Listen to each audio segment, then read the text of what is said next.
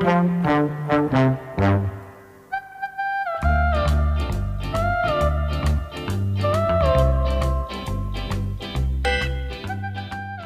so this is video number 3 in this little mini series all about suspension basics. And if you haven't seen videos 1 and 2, go look at my YouTube channel, have a look at the playlists on my channel, and then search for suspension basics, and then on that playlist you'll see the other 2 videos.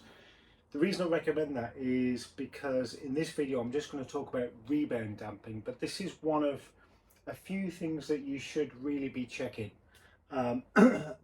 Just to try and get the suspension set up as a baseline before you actually go out and start fine-tuning it.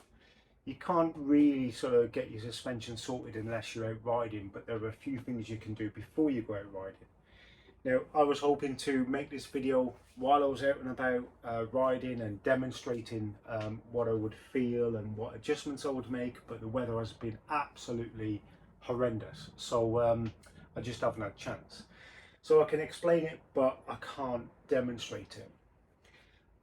So if you care about, you know, when you're riding your bike, if you care about the bike being as safe and as stable as possible, but more importantly, not more importantly I guess, but if you also care about your bike being as fun and enjoyable to ride, then you really should pay attention to this little mini video series.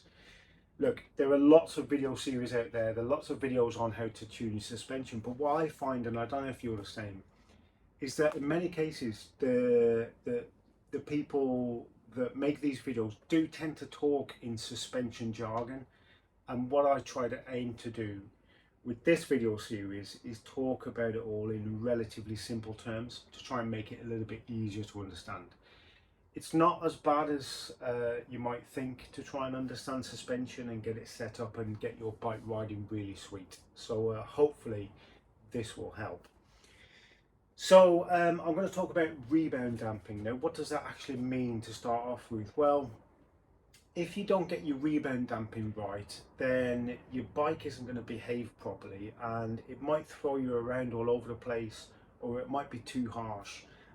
So this is really important, but only after you've set up the sag and got the right amount of preload, etc, etc. That's why videos 1 and 2 are important, that you see that. So rebound damping, what does that mean? Well, rebound is the bike's suspension returning to its extended state after it's been compressed. So if you imagine under heavy braking, the front of the bike dives, your suspension is being compressed, and then it has to return, it has to extend again, and it's that extension that is the rebound. And then damping refers to how fast or slow that rebound happens. I'll talk more and explain a little bit more about what's going on when we have a look up close. Okay, so the first sort of static test that you can do is just to try and get the rebound damping in the right ballpark before you go out and start riding. Is just to make sure that the rebound is nice and plush and that it doesn't bounce after it's rebounded. So what I mean is this: look, I'm going to compress the front end of this bike, and you'll notice that when it rebounds, it just settles at the top, it doesn't bounce afterwards. If your bike bounces around after it's rebounded, then your bike's just going to throw you all over the place. It's going to be like a hooker after 24 Red Bulls. It would just be crazy. You want it to be nice and plush, so it rebounds and then settles back at the top. So you notice that it doesn't bounce after it's rebounded. Compress it down, let it rise back up, let it rebound, and then it doesn't bounce. Hopefully you can see that. It's not the best test in the world, but as I say, it just gets you in the right ballpark. Now, you could do the same on the rear. I'm not going to do it because I haven't got someone else to hold the bike, but just as a quick demonstration, I'm not going to do it properly. You would do the same on the rear. So press the rear and then just watch how it rebounds, and just make sure that it's not bouncing or pogoing after it rebounds.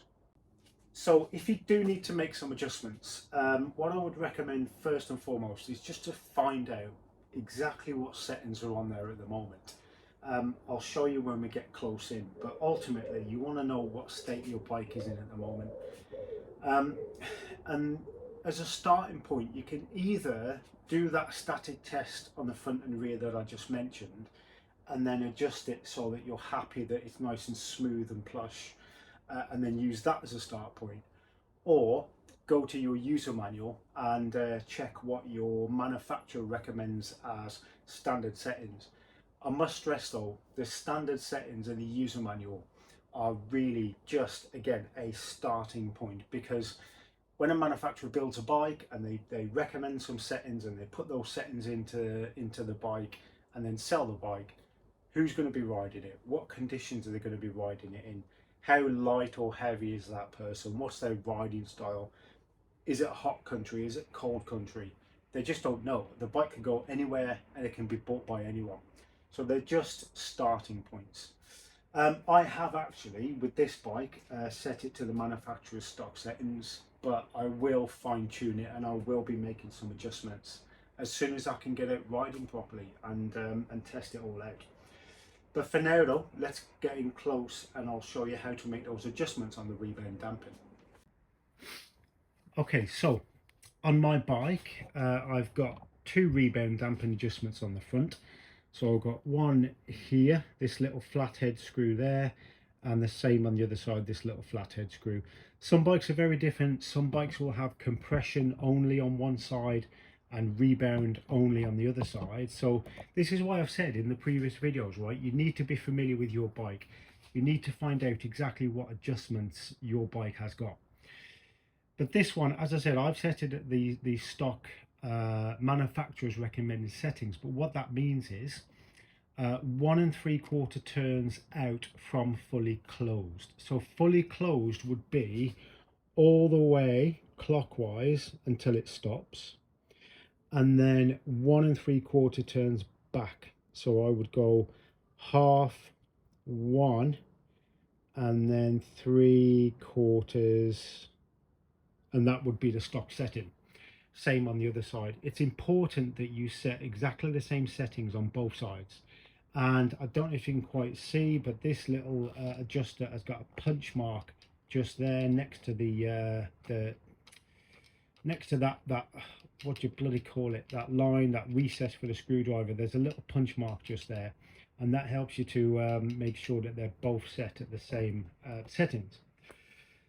So that's my stock suspension. Now, to explain what's going on when you adjust these, very simple. In the suspension forks there is oil, and oil passes through some holes. Now, as I close this clockwise, as I turn this clockwise, I am closing those holes off. I'm making them smaller, and therefore the flow of oil is going to be much slower as it passes through those holes into the next chamber. As I open it, I'm making that hole slightly bigger, and therefore the flow of oil is going to be faster because the hole is bigger. And that is basically adjusting the damping. So clockwise is more damping, slower movement of the suspension, and anti-clockwise is less damping, faster movement of the suspension. Once you've got it's set from doing your this little static test, and you've got some base settings on there, when you're out riding you would then feel for what's going on and you would adjust your damping. Now let me just rewind a little bit. When you're out riding, tuning your suspension, fine-tuning everything, only focus on one thing at once. So go out on one occasion or for one run and focus on compression, focus on the right amount of preload, etc, etc. When you're out on the next run, focus on rebound damping, front, and then the next one rear, etc. So you're making small adjustments each time, and also recording those adjustments, because you want to know what adjustments you've made in order to be able to undo them if they're not right. So write them down, be methodical, be systematic, take your time until it's set up the way you want it to be set up, till you feel comfortable, you feel stable, the bike performs the way you want it to perform. So once more, very quickly, more damping, slower movement of the suspension after I turn that clockwise to close the hole. Anti-clockwise gives me less damping, faster movement of the suspension. And remember, you're aiming, the whole point of all of this, folks, is to keep the front tyre in contact with the ground, and then the same on the rear as well. I'll show you the rear shock in a second and where the adjuster is there. But you're aiming to keep the front tyre on the ground. You want the bike to be stable, perform well, have as much grip as possible from the tyres.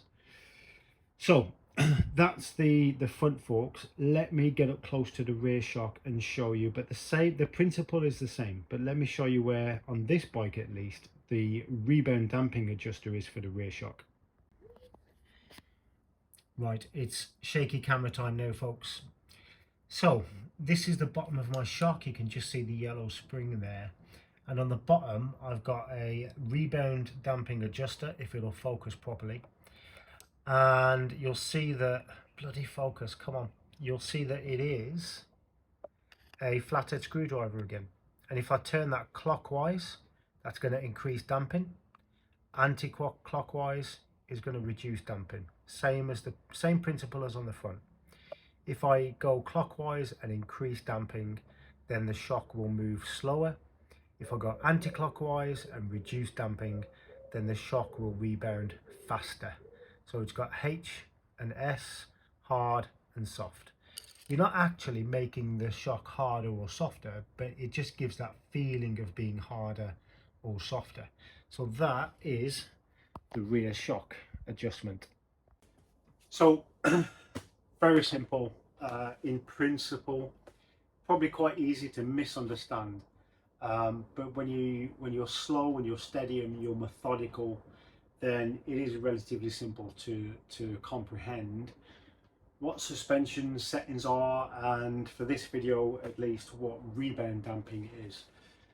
As I said though, you need to have seen videos 1 and 2 really, in an ideal world, for this to make sense, and there is more to come as well. So we are going to talk about high speed compression damping, low speed compression damping. I'll do those in a separate video. So I'll try and keep all this relatively short, and then you can watch the series to your heart's content really.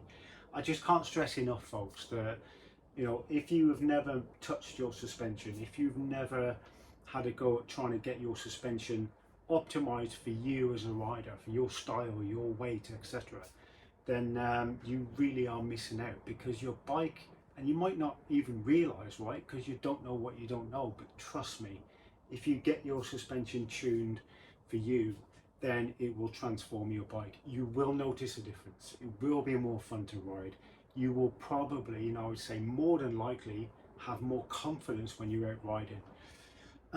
So yeah, that's pretty much it for this video. I'm not sure when the next one will be, hopefully not too long. And I will try and get out riding and talk more about this and what's happening with the bike while I'm riding as well, at some point in the hopefully not too distant future, if I can get some decent bloody weather. In the meantime, folks, don't forget to like and subscribe and share and do all of that other stuff. And if anybody has any other ideas or things that you want me to talk about in these videos, then just let me know. As long as it's within my knowledge and experience, then I'm more than happy to do that. But I want to try and keep the content coming, especially over the winter months, because obviously we're not out riding as much. But for now, stay safe, have fun.